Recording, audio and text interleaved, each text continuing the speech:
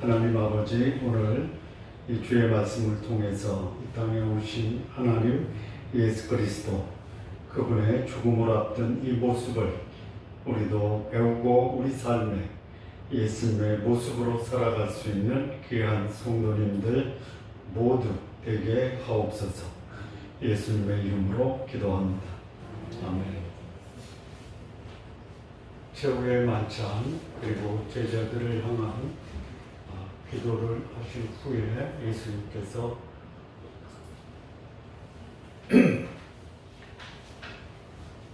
성전 동쪽 그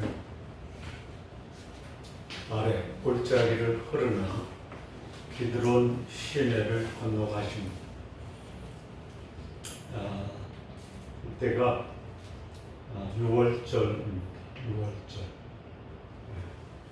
6월절 되면 그 천하만국에서 온 유대인들이 이 성전에서 소나 양이나 비둘기를 잡아서 제사를 드립니다.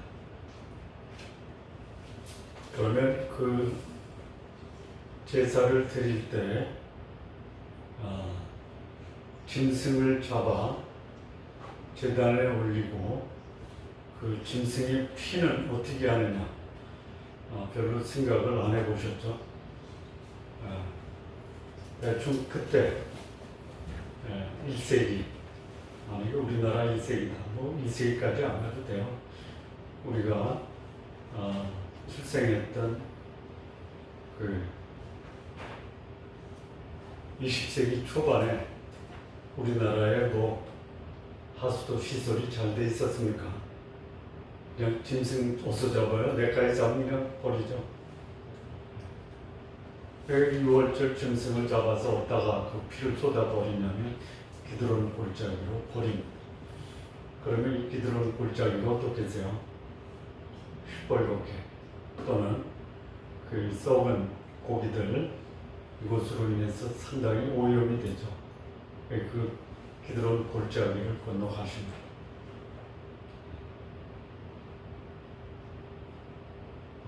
제가 전에 15장, 14장 말씀을 드릴 때 예수님이 최후의 만찬에서 제자들의 발을 씻기시고 너희들 그렇게 섬기라 라고 말씀할 때 예수님이 마지막에 하신 말씀이 뭔지 혹시 기억나세요?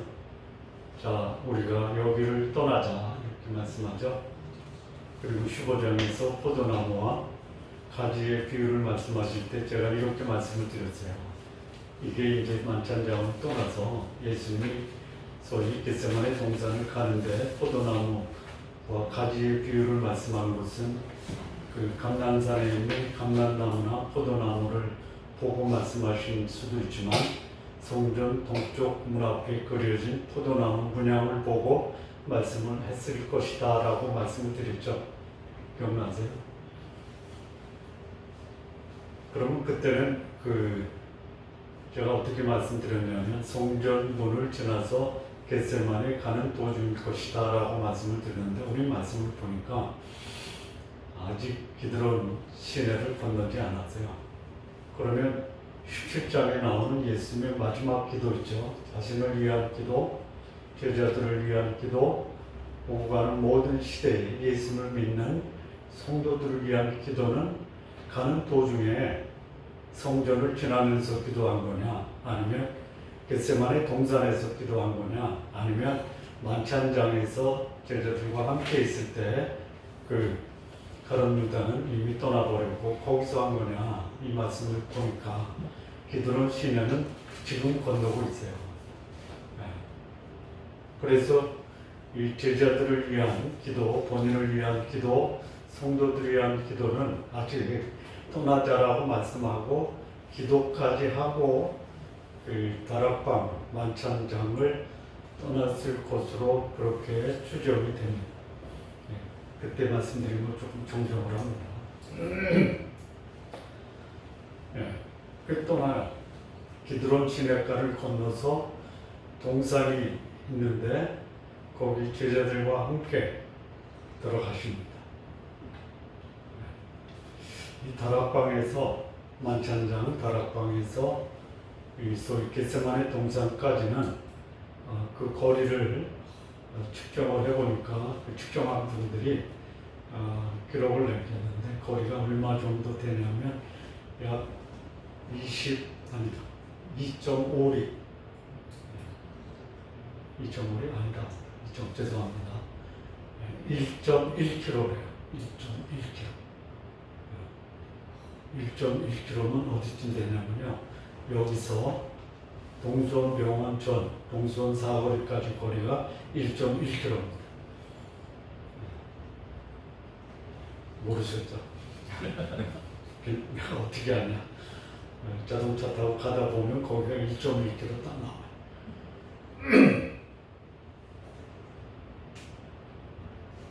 거기 들어가세요. 근데 그곳이 어떤 곳이냐면 예수님이 아주 가끔 제자들하고 그곳에서 모임을 가져요. 2절입니다.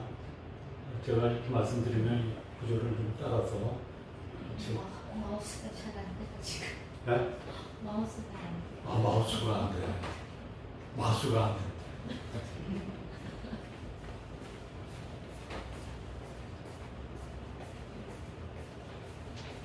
거기서 예수님이 제자들과 가끔 모이세요. 그러다 보니까 가룟 유다도 예수님이 지금쯤 어디쯤 있을 것이다 라는 것을 대충 알고 있어요. 그때 이 동산에 들어가시니까 가룟 유다입니다. 3절에. 근데 그리고 대제사장들과 바리새인들에게서 얻은 바리 사람들을 데리고 뭐를 가지고 오냐면 횃불, 무기를 가지고 그리로 오는 거예요. 자, 여기서 이 유다가 예수를 이미 팔았죠. 자, 언제 팔았어요? 최후의 만찬장에서 널 중 하나 나를 팔리라. 그리고 거기서 가룟 유다가 회개하고 예수님께 잘못했습니다 라고 돌아온 게 아니라 조각을 받은 후에 사단이 그쪽에 들어가고 가룟 유다는 나가죠. 그럼 나가서 대제사장들에게 가서 은산십을 받고 예수님을 판 겁니까? 아니면 만찬장에 들어오기 전에 이미 가룟 유다가 예수님을 대제사장들에게 가서 팔았습니까? 전에 여기 계신 분들은 반응이 전에 팔았어요? 만찬 끝나고 가서 팔았어요? 전에.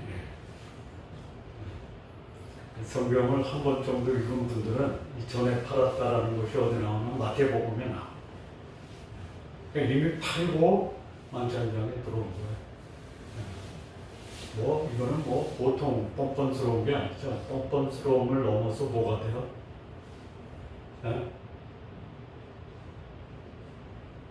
야, 이게 예수님의 제자 3년 반을 따라다녔던 가룟 유다가 예수님을 팔고 마지막 이제 작별의 시간 만찬할 때 와서 같이 만찬을 하는 성찬식도 해요.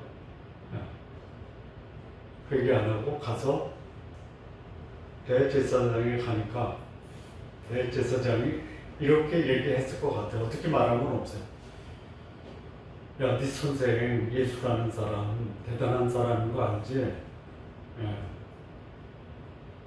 이 대제사장과 바리새인들이 다 들었잖아요. 뭐요? 물이 포도주가 됐대. 왕의 신하의 아들을 고쳤대. 38년 된 병자 고치셨대. 5천 명을 먹이셨대. 바다를 잠잠케 했대. 다 들었어요. 죽은 자 살렸대. 이 소위 먼 맹이를 고쳤대. 이 얘기를 들으면 가룟 유다가 그 얘기도 하실 수 있고, 가룟 유다가 이제 잡으러 가겠습니다 라고 할 때 대제사장이 야, 너 혼자 가서 안 돼. 만약에 예수가 지금까지 행하셨던 그 표적, 그 능력을 가지고 너 한순간에 제압할 수 있어. 천사들을 동원해서 군대도 제압할 수 있는 사람이 너 알잖아. 그래서 내가 여기 이제 군대인데 몇 명 정도 갔을 것 같아? 네? 몇 명? 20, 네? 20명. 몇 명 갔냐면요. 12절 정도. 12절.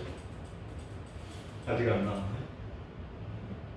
그냥 여러분 가지고 있는 성경 요한복음 18장 12절에 보면 거기 누가 등장해요? 천부장. 천부장이에요. 천부장.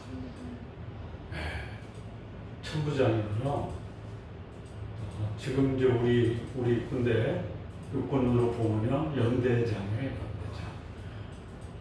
그만한 그 군대를 가로누다가 자기가 가서 천부장한테 얘기한다고 보겠어요? 아니죠.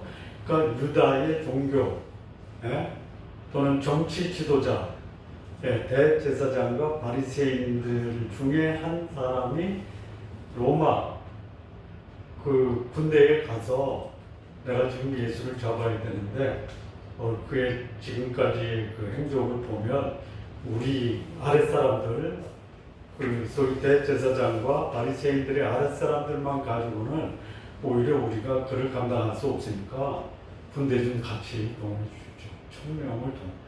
여러분 그때 1000명과 지금 1000명은 다르죠. 그래서 그들을 데리고 또 뭐를 가져가냐면 등을 가져가요. 왜요? 왜 등을 가져가? 밤이 깊어서 등을 가져갈 수도 있죠. 또 예수님이 사라지면 어떻게 해요? 찾아야 될 거 아니에요. 네.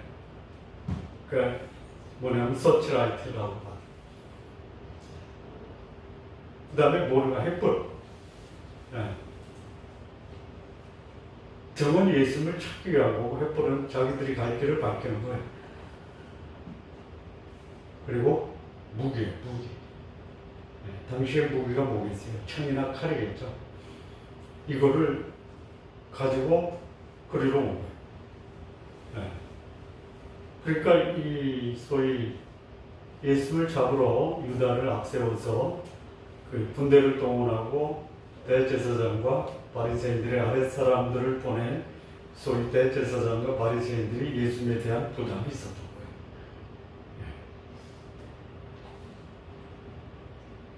그리고 그들이 오니까 예수님이 아세요. 당할 일을 다 아세요. 다 아세요. 그리고 말씀하십니다. 너희가 누구를 찾느냐. 여기까지 보면요. 예수님의 모습이요. 잡으러 오는 것을 다 아셨죠? 근데 대제사장과 바리새인들의 아랫사람들 등과 횃불과 무기를 가지고 오는 것을 다 아셨어요. 그리고 앞으로 어떻게 전개될 것을 아세요. 그러면 어떨까요? 예를 들어서 그 나라의 독립을 위해서 독립운동을 하는 그 애국자가 굉장히 큰 소위 그 나라의 독립을 해치는 사람을 그 죽이려고 행동을 해요. 그래서 발각이 됐어요. 어떻게 할까요? 이번은 안 되겠구나. 다음 기회에 해야 되겠구나. 그래서 어떻게 해요? 피하죠. 여기서 있으면 다 아세요. 근데 그거를 당당히 맞이하죠. 왜 그러겠어요? 왜 그래요? 그것을 위해서 오신 거예요. 아버지께서 여기 11절에 보면 이 베드로가 이제 거기 대제사장의 종 말고라고 그래요. 말고의 칼을 빼서 말고의 오른편 귀를 베어버리죠. 예수님이 아서라 하지 말아라 칼을 꽂아라 하고 아버지께서 내게 주신 잔을 마시지 아니하겠느냐 하신 거예요. 내가 죽음 앞에서도 그것이 하나님의 뜻이다라고 하면은 담대하게 또 하나는 평온하게 받을 수 있는 사람이 누구예요? 예수님 믿는 사람들이요. 야, 된다. 예수님의 모습으로 오늘을 사는 사람이 그리스도인이다라고 하면은 소위 내 생명을 앗아가는 죽음 앞에서도 담대하고 평온할 수 있어야 된다. 기도하세요. 하나님, 저는 죽음 앞이라면 현재 내가 당하는 이 어려운 환경 속에서는 결코 평온할 수 없습니다. 라는 내 모습을 보고 하나님, 저도 예수님처럼 내가 지금 이 오늘의 삶을 살아가면서도 담대하고 평온하게 해주십시오. 그럼 너는 안 돼라고 말씀 안 하십니다. 그런 기도를 안 하니까 하나님이 한번 겪어봐 이렇게 하실 수도 있어요. 자, 여기 이제 너희가 누구를 찾느냐 하니까 그들이 뭐라고 그래요? 4절. 4절. 누구를 찾느냐 그랬더니 5절에 5절. 그들이 대답합니다. 나사렛 예수다. 그 나사렛 예수를 찾는다라고 하니까 예수님이 그가 나다. 그리고 그 옆에 누가 있어요? 예수님을 파는 유다도 그 소위 대제사장 바리새인들이 보낸 아랫사람들이 누구를 찾냐는 말에 나사렛 예수다. 내가 그다. 그러니까 거기에 가룟 유다가 뭐 하는 거예요? 확인해 줘. 여기서 굉장히 중요한 예수님의 말씀이 나와요. 내가 그다. 내가 그다. 이게 에고 에임이라고 하는 헬라어인데요. 이게 나는 바로 그다. 여러분, 이 말씀을 누가 했어요? 네? 이게 여호와다라는 뜻이에요. I am that I am. 여호와. 나는 스스로 있는 자다. 너희들이 나를 찾는데 나는 누구냐? 나는 하나님이다 라는 말이에요. 그래, 나사렛 예수가 아니고 나는 하나님이다 라고 답변을 하시는 거예요.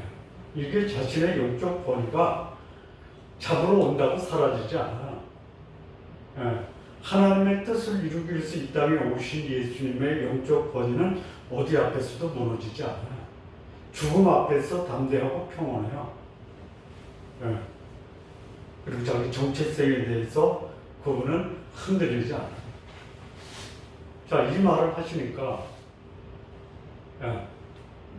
이 말씀을 들은 무리들이, 여기서 무리들이 군대는 내가 볼 때 아마 뒤에서 진을 주고 있었을 거고, 대제사장과 바리새인들이 보낸 아랫사람들이 내가 그다, 내가 하나님이다라는 그 예수님의 말씀 앞에 소위 영적 권위의 위험을 느끼게 돼요.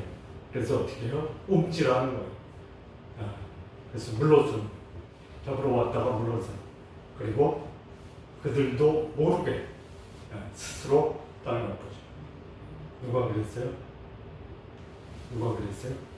예수님을 하나님으로 만난 모든 사람은 그래요. 또 하나님, 여호와 하나님을 만난 모든 사람은 그 여호와 하나님 앞에서 무릎을 꿇어요. 누가 그랬죠?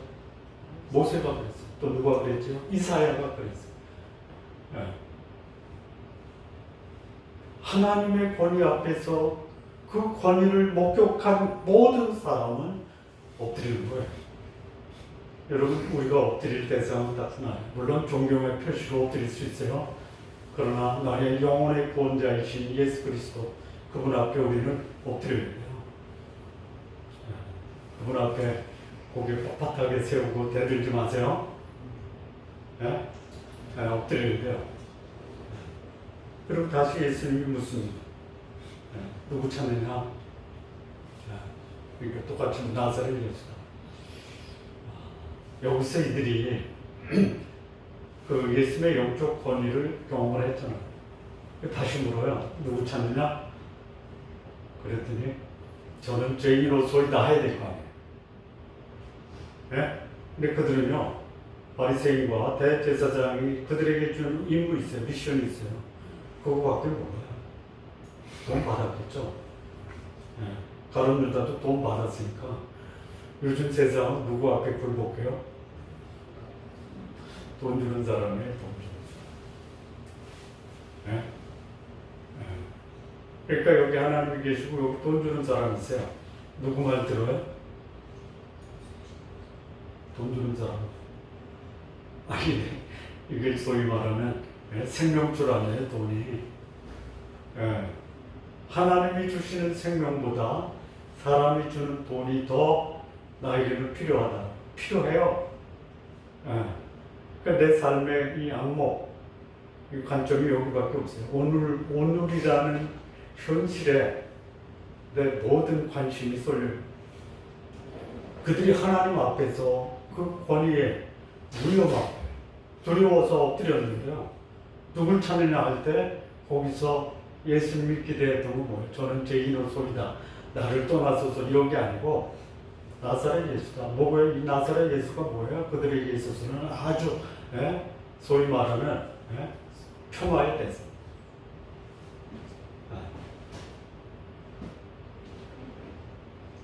여러분 예수님을 그냥 나사렛 예수, 나사렛에서 무슨 선한 것이 날 수 있느냐? 갈릴리 한촌 동네. 어쩌면 오늘날 수많은 사람들이 하나님의 권위를 인정하면서도 이 땅에 오신 예수 그리스도 그냥 촌사람이 그리고 혹시나 그분이 5천 명을 먹으셨던 것처럼 내 경제적인 문제 해결해주면 고맙고 아니면 그냥 나사렛 예수 시골촌 동네에서 올라온 그냥 받은 소리 하는 사람 이 정도예요. 근데 그게 이제 걸리는 거예요. 누구한테 걸렸어요? 기득권을 가지고 있는 대제사장과 바리새인들이 늘 가시 같은 존재. 제거해야 돼요. 제거할 때 대제사장과 바리새인들이 그 촌동네 나사렛 사람이니까 가서 붙잡아 와서 보니까요. 뭐 그 앞에서 엎드려지는 수밖에 없어요. 자, 이렇게 얘기하니까 예수님이 8절에 내가 크다. 내가 크다. 두 번 말씀하세요. 첫 번째 말씀할 때 그들이 가서 엎드려졌어요. 근데 그 대제사장과 바리새인들이 보낸 아랫 사람들이 예수님 잡으러 와서 다시 누구를 찾느냐 할 때 나사렛 예수다 하니까 그 말 앞에서 전혀 그들이 예수님이 하나님이시라는 그 영적 권위 앞에서 무너지지 않아요. 나사렛 예수다. 예수님 아시죠? 하셨다라는 건 어떻게 알아요? 예수님의 영적 권위를 인정하지 않은 것을 알아요. 인정하는 척 하다가 다시 원 상태로 돌아가요. 그들의 미션에 충실합니다. 그러니까 예수님이 여기서 뭐 하냐면 이 사람들 예수님과 같이 있었어요. 제자들. 이들은 건드리지 말아라. 그들은 보내라. 이렇게 말씀하신 게 예수님이 제자를 보호하는 끝까지 제자들을 사랑하신 예수님의 제자를 향한 보호와 또 그들을 책임지는 모습이 있는데요. 이 책임지는 모습이 그냥 내 제자니까 그렇게 한다라는 게 아니고요. 그 다음 구절을 보면 이는 아버지께서 내게 주신 자 중에 하나도 잃지 아니하여 싸움나이다 라고 말씀하신 것, 이것을 응하게 하기 위한 예수님이 전에 하나님 앞에서 말씀하신 것, 이것을 실현하는 예언의 약속을 예수님께서 마지막 순간까지도 제자들을 보았거든요. 예수님이 제자들을 언제까지 사랑했어요? 사랑하시되 끝까지 사랑하셨어요. 영적 권위를 무너뜨리고 예수님을 체포하는 그 상황에서도 예수님은 그의 제자를 향한 사랑, 보호, 책임을 결코 포기하지 않았다. 이때 베드로가 나섭니다. 나는 죽을지언정 당신을 떠나지 않겠습니다. 칼을 가지고, 왜 칼을 가지고 왔는지 잘 모르겠어요. 이게 그냥 관행상 베드로가 평소에 칼을 지니고 다녔는지 모르겠어요. 한번 이것도 요구 대상인데 그 당시 유대의 남자들은 평소에 칼을 지니고 다닐 그런 관행이 있었다. 그러면 뭐 자연스러운데 특별한 목적을 가지고 갖고 나왔냐 모르겠어요. 가졌는데 그걸 빼냅니다. 칼집에서 빼고 하고 대제사장의 종을 치는데요. 오른쪽 귀를 베어버립니다. 근데 그 종의 이름이 뭐예요? 말고. 이 모습을 보고 예수님이 베드로에게 말씀하시는데요. 칼을 칼집에 꽂으라. 네가 칼로 대제사장의 종의 귀를 쳐낸다고 일이 안 벌어지는 게 아니야. 아버지께서 내게 주시는 잔을 내가 마시지 아니하겠느냐 이 말씀입니다. 여기서 이제 전체적인 것을 하기 전에 하나 지역적인 말고라는 사람이 나오죠. 말고라는 뜻이 뭔지 혹시 모르시죠? 네, 괜찮아요. 당연히 모르죠. 근데 여기요. 아니 왜 여기 말고라는 이름을 여기다가 요한이 기록을 해요? 의미가 있겠어요? 없겠어요? 무슨 의미예요?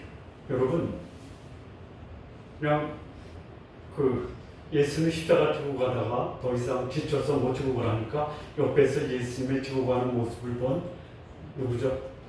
구레네 사람 시몬. 그냥 억지로 십자가를 줬죠. 왜 그 사람 이름이 거기 나와요? 그냥 아무개시라고 하죠. 여기 말고라는 사람 이름 굳이 뭐 밝힐 필요가 없잖아요. 왜 밝혔을까? 성경에 말고라는 사람의 이름이 여기밖에 없어요. 요한이 이 말고라는 사람의 이름을 여기 이렇게 했을 때는 특별한 의미가 있지 않았겠냐. 찾아봤더니요. 뭘 찾아봤냐. 요한복음에 나오는 말고를 여기 기록한 의도가 뭘까. 집에 가서 뭐라고 했을 거예요. 저희 부인에게. 아니 내가 예수님 잡으러 유다를 동행해서 갔는데 대제사장의 또는 바리새인의 아랫사람들. 이 말고라는 뜻은 뭐냐면 왕의 신하라는 뜻이에요. 말고라는 뜻이 말코스라고 해요. 그래서 지켜봤는데 마지막 순간에 베드로가 칼을 빼더니 내 오른쪽 귀를 뺐어. 그 모습을 본 예수님이 귀를 집어다 내 귀를 다시 붙여줬어. 그리고 베드로를 충만하는 거예요. 그거 집에 가서 자기 가족들에게 얘기했겠죠. 그 말을 하면서 이 말고의 마음에 어떤 마음이 들었을까? 죄 없는 사람을 내가 잡으러 갔는데, 군대를 대통해서 갔는데, 그는 자기 제자 중에 그 폭력을 행사하는 제자를 제지하고 그 칼에 내 귀가 베어졌을 때 그걸 집어다 내 귀에 붙였어. 그가 메시아 아니야? 그가 하나님 아니야? 라고 그가 겪었던 상황을 간증하지 않았겠냐. 예수님 십자가에 달리기 전, 체포돼서 십자가에 달리기 전에 예수님이 하나님이심을 증거한 네 사람이 등장하는데 그 중에 하나가 말코스다인 거예요. 누가 네 명이냐면요. 여기 말고가 나오죠. 베드로도 나오죠. 그 다음에 가야바도 나와요. 그 다음에 누가 나와요? 빌라도. 십자가에 다 못 박을 때 이 가야바가 무슨 얘기냐면요. 우리 중 하나가 죽어야 된다. 민족을 위해서. 근데 가는 거예요. 여러분 우리가 예수님을 아는데도 예수님의 말씀을 거역하는 이유가 뭐예요? 왜 이 바리새인들, 대제사장들, 빌라도 왜 예수님을 십자가에 못 박게 하고 못 박게 하는 내준 이유, 결정적인 이유가 뭐예요? 그들의 육체와 세상에 눌린 거예요. 여러분 우리도 예수를 믿는다라고 하면서 기도도 하면서 그분이 우리의 모든 문제와 고통과 두려움과 걱정거리 해결하는 거 알면서도 그 걱정거리가 있을 때 그분의 도우심을 받으면서 평안한 게 아니라 그분이 나를 안 도와주면 그분을 배신할 수 있어요. 여기 행궁 왼쪽이구나. 거기 큰 불상 있어요. 큰 물인데요.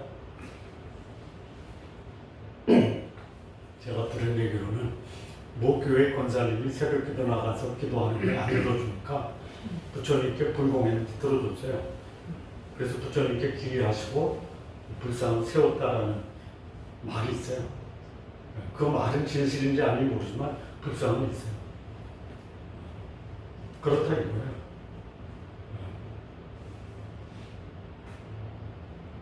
자, 여기서 예수님이 죽음 앞에서 보이신 이 모습에서 우리는 몇 가지 교훈을 봅니다. 이 첫째가 뭐냐면, 체포당하실 때 그분이 보여주신 모습은요, 크게 세 가지. 첫째는 뭐냐, 이 죽음 앞에, 체포 앞에서 굉장히 담대하고 평안했어요. 주저하지 않아요. 네. 여러분, 죽음 앞에서도 평안하고 담대할 수 있는 사람은 뭐냐면요, 내가 살아야 될 삶의 의미와 목적과 목표가 분명하면 그래요. 제일 죽음을 두려워하는 사람이 뭐예요? 가진 거는 많은데 목표가 없는 사람이에요.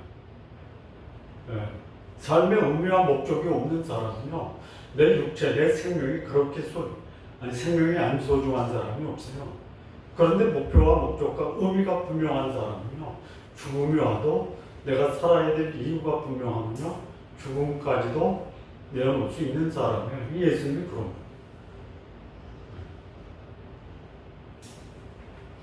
굉장히 평온하시고 당당해요. 주저하지 않아요. 근데 그런 모습이 여기 예수님이 이제 그 마지막 체포되는 순간에 가신 곳이 어디냐면 겟세마네예요. 다 알아요. 공개된 장소에. 가룟 유다도 알아요. 내가 지금쯤은 어디 있을 것이다 라고 하는 것을 가룟 유다가 알고 군대와 그리고 대제사장 바리새인의 아랫사람들을 데리고 거기 숨지 않아요.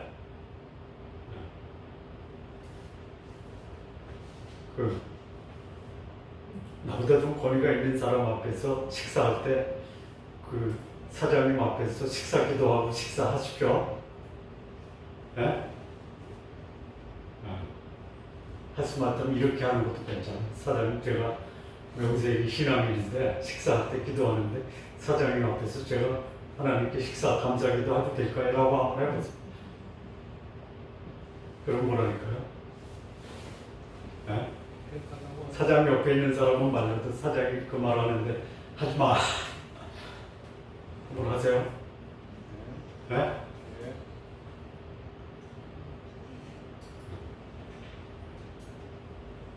저도 저기 평신도 있을 때는 못했는데 목사 되고 나서는 내가 그래요. 내가 명색이 목사인데 식사하기 전에 기도하고. 요즘은 그래요. 제가 가면은 아니 목사님 기도 한번 하시고 식사합시다. 뭐 숨기거나 감출 필요가 없어요. 이 예수님의 모습. 체포되고 이제 죽음 앞에 서셨는데요. 이 죽음을 두려워하지 않는 평온함과 담대함이 예수님의 모습입니다. 자, 세 번째 예수님이 보여주신 이 죽음 앞에서 당당하게 예수님이 드러내신 것이 뭐냐면 영적 권위예요. 영적 권위.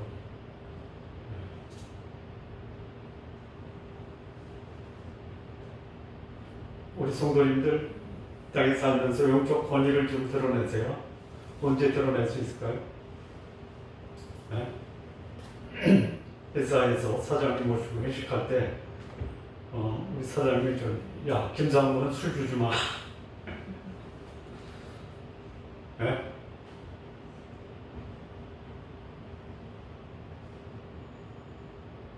문제가 있으면 그 친구한테 가서 기도해달라고 그래. 죽어도 내가 속해 있는 직장이나 공동체에서 저 친구는 하나님과 직통으로 기도하는 사람이야. 이거 보여주세요.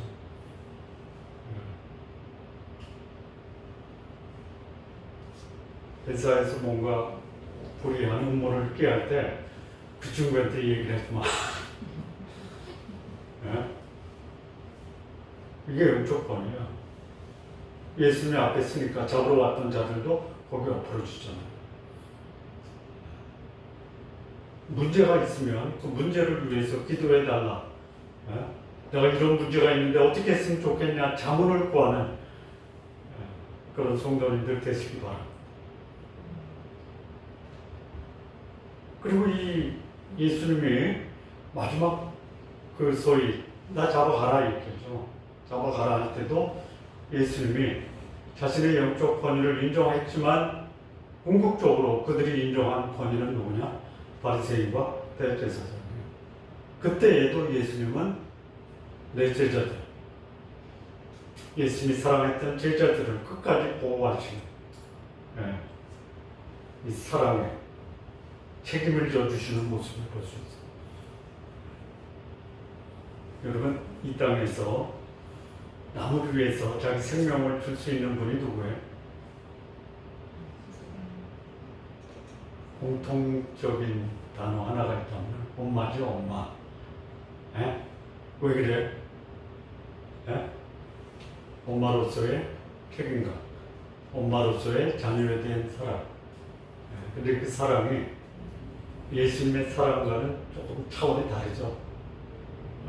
부모의 자녀에 대한 사랑과 예수님이 제자에 대한 사랑이 어떻게 달라요? 예수님의 사랑은 어떤 사랑? 아가페. 엄마가 자녀에 대한 사랑은 스토르게라고 해요. 이 차이가 뭐예요? 범위가 제한되어 있어요. 범위가. 하나님의 사랑의 대상은 제한이 없죠. 엄마의 사랑의 대상은 내 아들들이죠. 내 딸들이죠. 이게 다른 거예요. 물론 제한은 돼 있어도 엄마가 자녀를 위한 사랑이 하나님이 그의 백성을 위한 사랑과 그 소위 내용 면에서는 별반 차이가 없어요. 어쩌면 하나님이 인간에게 하나님의 사랑을 대신 보여주는 게 국가를 위해서 죽는 순국자, 자녀를 위해서 죽는 부모님의 사랑들이 하나님의 사랑의 일부를 깨닫게 해주는 좋은 사례가 된다라는 생각입니다. 마지막 예수님이 여기 죽음 앞에서 보여주신 이 교훈이 뭐냐? 마지막 순간까지도 예수님이 이 땅에 오신 그의 삶의 의미와 목표와 목적을 끝까지 지켰다라는 거예요. 여기 베드로가 칼을 빼서 대제사장 말고의 길을 배웠지만 왜 그랬겠어요? 예수님을 보호하려고 하는 보호 본능이겠죠. 내가 스승 앞에서 제자로서 마땅히 스승님을 보호해야 된다. 보호하는 거예요? 아니에요. 아직도 베드로는 갈 길이 남아있어요. 예수님이 이 땅에 오신 목적을 베드로가 알기까지는 죽으시고 부활하시고 그리고 갈릴리 바다에서 베드로는 내가 믿는 이 예수님은 죽으러 오셨고 하나님으로 부활하셨고 다시 돌아가시는데 그 예수님의 사역을 누가 이어받아야 되느냐? 내가 이어받아야 된다라는 것을 깨닫기까지는 시간이 걸려요. 예수님은 이 땅에 처음부터 오셔서 때가 돼서 하나님께서 그를 통해서 인류를 구원하는 구원의 역사가 이루어질 때까지 예수님은 그가 이 땅에 오신 그 의미와 목적과 목표를 결코 잊지 않고 사셨다. 예수님 마지막 십자가에서 하신 말씀이 뭐예요? 내 영혼을 아버지께 의탁했지만 그 전에 하신 말씀이 뭐냐면 다 이루었다. 다 이루었다라는 것이요. 나에게 주어진 임무를 완수했다라는 것도 있지만요. 인간이 가지고 있는 죄값을 다 지불하였다 이거예요. 인간의 죄값을 지불하려면 자기 목숨으로 인간의 죄값을 지불해야 된다는 거 이거 잊지 않고 사십니다. 천사가 예수님의 어머님 그 이름을 예수라고 할 때 예수의 뜻이 뭐예요? 이는 저가 자기 백성을 저희 죄에서 구원할 자. 이게 예수예요. 그것을 위해서 세상에 오셨고 그것을 위해서 세상에 사셨고 그것을 위해서 지금 십자가에 달리시는 직전입니다. 자, 이 전체를 정리해 보면 여러분 내 삶의 의미와 목적을 좀 분명히 하고 살자. 뭐 여러 가지 얻을 수 있어요. 인생사가 5가지로 구성된다라고 해요. 들어보셨어요? 색, 수, 상, 행, 식. 이 색, 인간의 욕망이에요. 수, 인간이 얻는 돈, 지식이에요. 상, 머릿속에서 온갖 돌아가는 상념들이에요. 색, 수, 상, 행, 의지를 가지고 행동하는 식, 옳고 그른 것을 분별하는. 근데 여기서 진짜 이게 인간이 가지고 있는 5가지 요소 중에 옳고 그른 것을 분별하되 더 중요한 것이 뭐냐? 내가 이 땅에 온 목적이 뭐냐?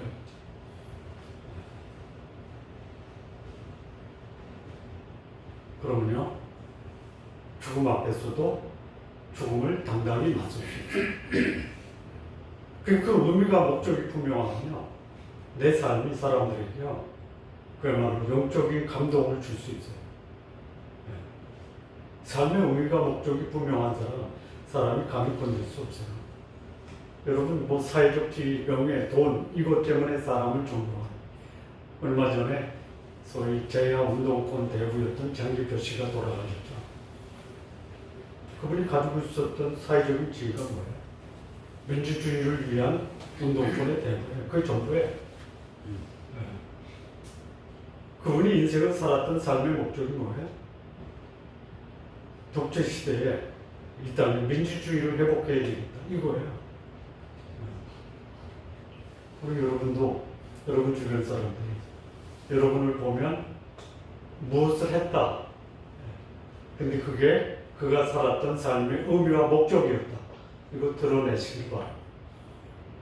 그리고 내 주변에 하나님 나와 함께 교제케 하시고 또 그들을 돕기 위해서 나에게 붙여주신 분들, 그들을 향한 이 사랑을 끝까지 포기하지 마십시오.